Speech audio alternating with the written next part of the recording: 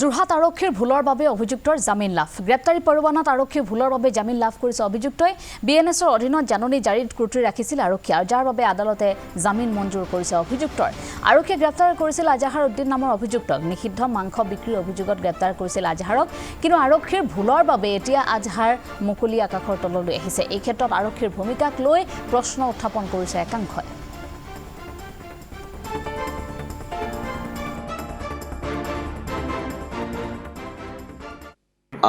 প্ৰথম কথা হল যেটো বিষয় আছিলে গোমাংসক কেন্দ্ৰ কৰি সেই অভিযোগটো খুব এটা গুৰুতৰ অভিযোগ মই ভাবো আৰু 14টা গৰুৰ ঠেং ওলাইছে বুলি কৈছে যিজন অভিযুক্ত তেওঁ ঘৰত গতিকে এই কথাটো যথেষ্ট স্পৰ্শকাতৰ আৰু যথেষ্ট গুৰুত্বপূৰ্ণ বিষয় কিন্তু একে সময়তে আৰক্ষীয়ে তদন্তৰ ক্ষেত্ৰত যিখিনি সাৱধানতা অৱলম্বন কৰিব লাগিছিল সেই সাৱধানতা অৱলম্বন কৰা দেখা নগল মূলতঃ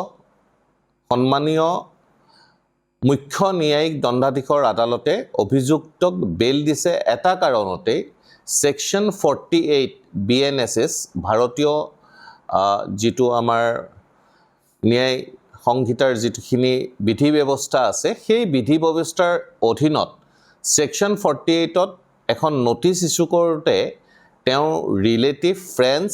অৰ নমিনেটেড বাই দা একিউজড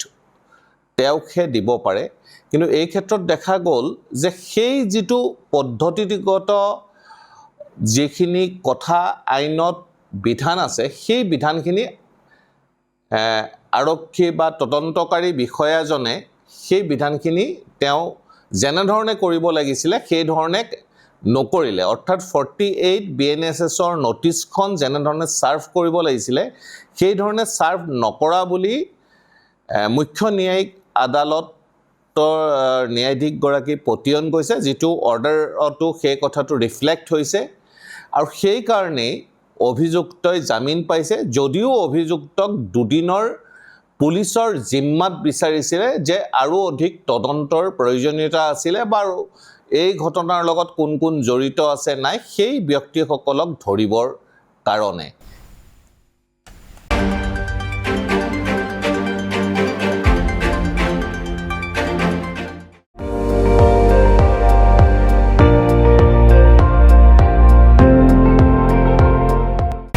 আপুনি চাই আছে ND24 সৰ্বশ্ৰেষ্ঠ নহয় সৰ্বোত্তমৰ দৌৰত